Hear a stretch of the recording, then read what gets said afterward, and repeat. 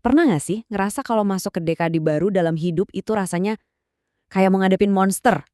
Nah, hari ini kita bakal bedah tuntas lagu jenius Kaiju Kepala Tiga yang pakai metafora super kuat ini buat ngegambarin gimana rasanya menginjak umur 30-an.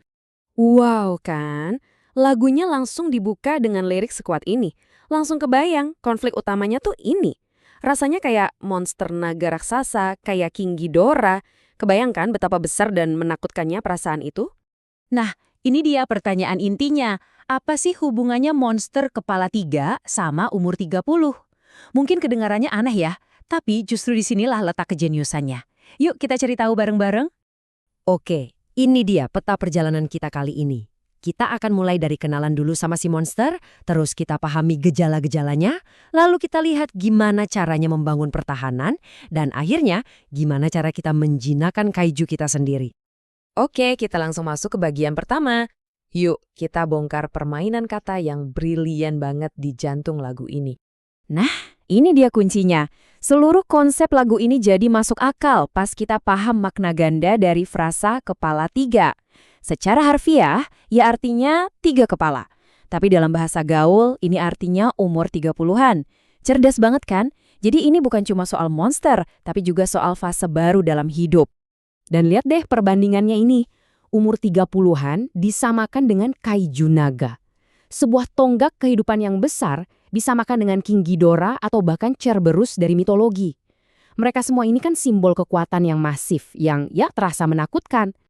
Oke, jadi kita udah kenalan sama monsternya. Sekarang, apa sih yang kita rasain pas berhadapan sama kaiju ini? Liriknya ngegambarin banget perasaan cemas dan nostalgia yang campur aduk. Semuanya dimulai dari sini. Gejala fisik yang paling umum sakit kepala. Ini tanda stres yang kayaknya udah jadi teman sehari-hari kan? Dari fisik, lari ke mental. Muncul pertanyaan ini, bingung terus apa? Itu loh rasa nggak pasti soal masa depan. Habis ini gue harus ngapain ya? Dan puncaknya, perasaan maju kena, mundur kena. Ungkapan klasik yang pas banget buat ngegambarin rasanya kejebak. Mau melangkah maju rasanya salah, tapi mundur pun nggak mungkin, serba salah. Nah, sumber kecemasannya jadi jelas banget di lirik ini.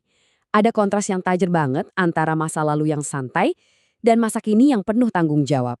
Jadi ini soal pergeseran identitas yang besar.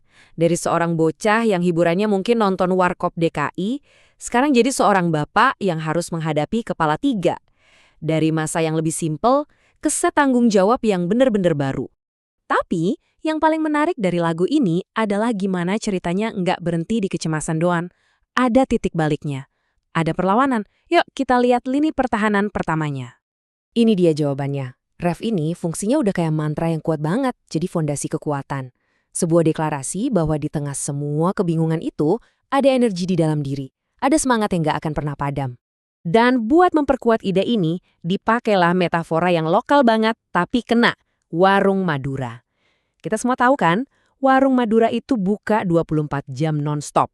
Nah ini jadi simbol energi dan dukungan yang konstan, yang selalu ada, yang bakal menemani, hingga tutup usia. Tapi pertahanannya nggak cuma soal energi spiritual, fondasi lainnya dibangun di atas rasa syukur dan kerendahan hati. Mari kita lihat lebih dalam. Nah, bagian setelah ref ini bisa kita pecah jadi 4 pilar kekuatan. Pertama, keyakinan pada yang di atas. Kedua, rasa terima kasih pada komunitas, pada semua orang yang terlibat. Ketiga, pengingat untuk tetap rendah hati. Dan terakhir, kekuatan dari cinta yang personal. Soal pilar ketiga tadi, kacang tak lupa kulit, ini peribahasa yang dalam banget maknanya. Intinya, nggak peduli kita udah sejauh apa melangkah, jangan pernah lupa asal-usul kita, jangan pernah lupa sama orang-orang yang udah bantu kita. Ini yang bikin kita tetap membumi. Oke, sekarang kita sampai di bagian akhir yang paling penting. Poin krusial dari lagu ini bukanlah gimana cara mengalahkan monsternya. Bukan, tapi soal mengubah cara pandang kita terhadap si monster. Inilah pesan utamanya. Menghadapi kepala tiga atau tantangan besar lainnya dalam hidup, itu bukan tentang melenyapkan rasa takut. Tapi tentang belajar menerimanya, belajar untuk hidup bersamanya. Dan transformasi ini digambarkan dengan brilian di bagian akhir. Frasa kepala tiga, yang di awal jadi sumber kecemasan, sekarang diulang-ulang jadi kayak sebuah chant, sebuah pengakuan yang sederhana tapi penuh kekuatan. Dan kita akhiri pembahasan kali ini dengan sebuah pertanyaan untuk Anda. Kita semua punya kaiju kita masing-masing kan?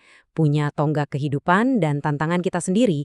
Jadi pertanyaannya, gimana cara Anda menghadapi kaiju Anda?